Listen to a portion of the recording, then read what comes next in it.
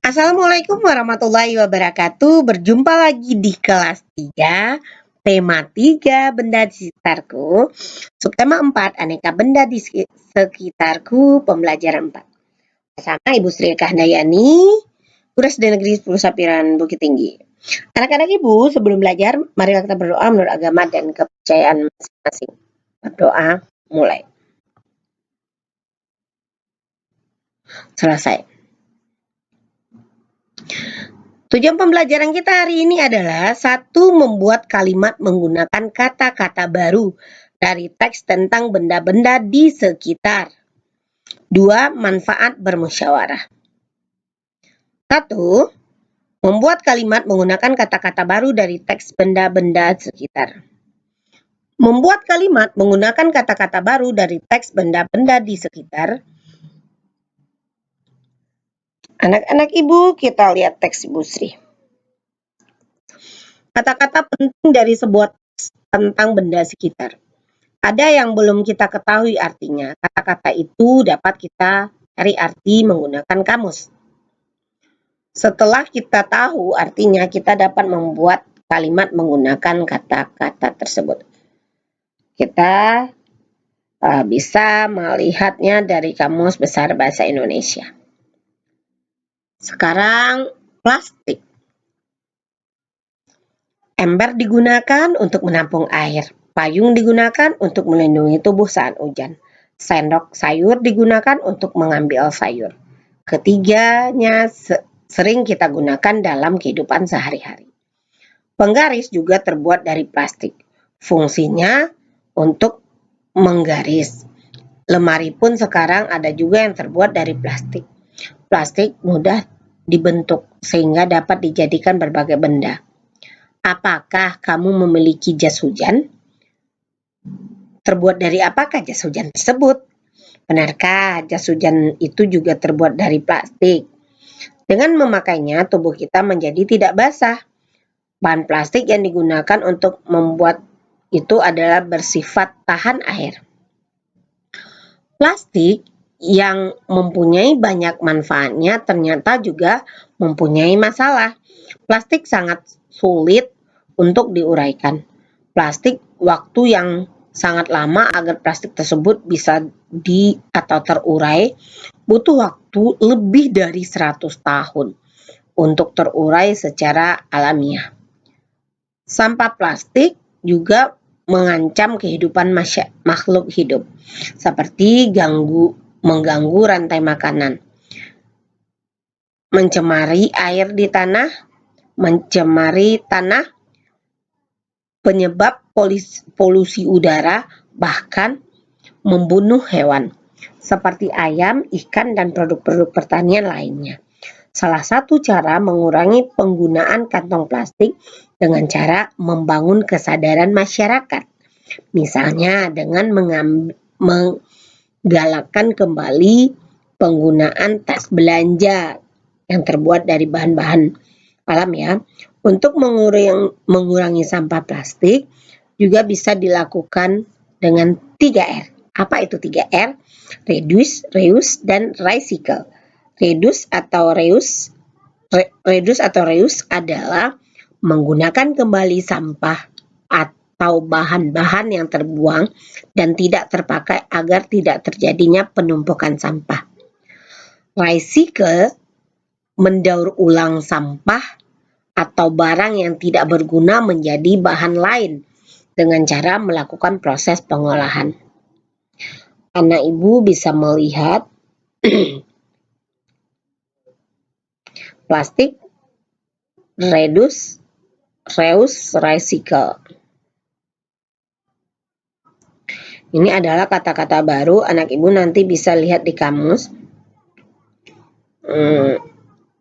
Anak-anak kita dalam kehidupan di rumah kita sebaiknya kita tidak membuang sampah plastik itu ke tanah. Anak-anak Ibu diharapkan ingat, kalau ibu kita berbelanja ke pasar, ingatkan pada ibu kita yang namanya sampah plastik itu susah terurai. Makanya kita gunakanlah kantong atau penggunaan tas belanja, atau menggunakan bahan-bahan yang mudah atau terurai, bukan seperti plastik. Terima kasih. Selanjutnya, anak-anak ibu bisa melihat sampah ada mendaur ulang, itu termasuk juga ke dalam kata-kata sulitnya atau kata-kata baru yang kita lihat. Selanjutnya, manfaat musyawarah. Manfaat musyawarah. Kita sudah mengetahui musyawarah merupakan salah satu contoh perilaku yang sesuai dengan sila keempat Pancasila. Musyawarah perlu dilakukan saat kita mengambil keputusan bersama. Hasil musyawarah juga diharapkan dapat diterima oleh semua pihak. Hasil musyawarah dapat dilaksanakan oleh semua pihak yang terlibat dengan penuh rasa tanggung jawab. Kegiatan musyawarah memiliki banyak manfaat, antara lain sebagai berikut: melatih kita untuk berani menyatakan pendapat, menyelesaikan masalah yang ada di sekitar dengan baik, mengambil keputusan yang adil dan bijaksana, menciptakan rasa kebersamaan dan tanggung jawab, menghargai pendapat orang lain. Ini cara pemilihan ketua kelas 5 misalkan, atau kelas 3, semua ini dilakukan dengan musyawarah. Musyawarah itu bertujuan untuk mencapai suatu mufakat. Selanjutnya, mufakat. Mufakat adalah kesepakatan bersama yang merupakan hasil keputusan dalam musyawarah. Hasil pemufakatan yang telah menjadi keputusan bersama tersebut harus dilaksanakan oleh semua pihak dengan ikhlas dan bertanggung jawab. Di saat melakukan musyawarah, kita sebagai peserta musyawarah diwajibkan mengutamakan kepentingan umum daripada kepentingan pribadi atau golongan. Selama musyawarah dilangsungkan, peserta musyawarah memiliki hak untuk menyampaikan pendapatnya. Peserta musyawarah dapat menyampaikan pendapat sebaiknya dilakukan dengan cara sopan, tidak menyinggung perasaan orang lain, sesuai dengan pokok pembicaraan, mengacungkan tangan terlebih dahulu, setelah diizinkan kemudian berbicara, tidak boleh memotong pembicaraan orang lain. Musyawarah dilakukan untuk menemukan jalan keluar yang terbaik bagi semua pihak yang terlibat dalam masalah. Setiap keputusan musyawarah yang dihasilkan harus dilaksanakan dengan hati yang ikhlas oleh seluruh peserta musyawarah.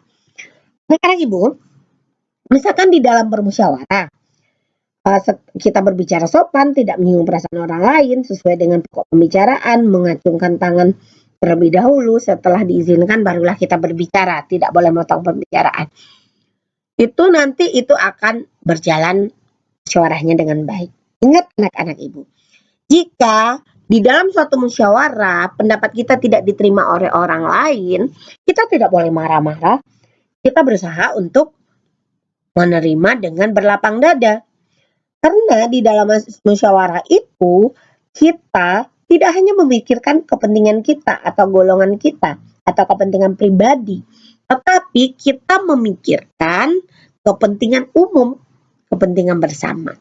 Jadi, anak-anak ibu, dari sekarang kita mulai belajar bermusyawarah, kita mulai belajar untuk mendengar pendapat orang lain, kita mulai mengajukan pendapat kita. Ingat anak-anak, jangan mudah putus asa. Karena kita lihat anak-anak kalau pendapatnya tidak diterima nanti dia akan sedih, dia akan malu, tidak. Karena untuk berani mengajukan suatu pendapat itu sudah hebat.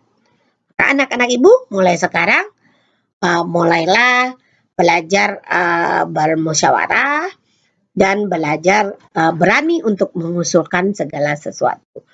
Itu kita mulai dari rumah kita masing-masing.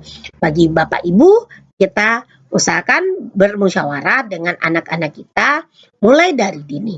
Sekian pembelajaran dari Ibu. Terima kasih. Sampai jumpa pembelajaran besok. Ingat, sekarang masih pandemi, tetap semangat belajar.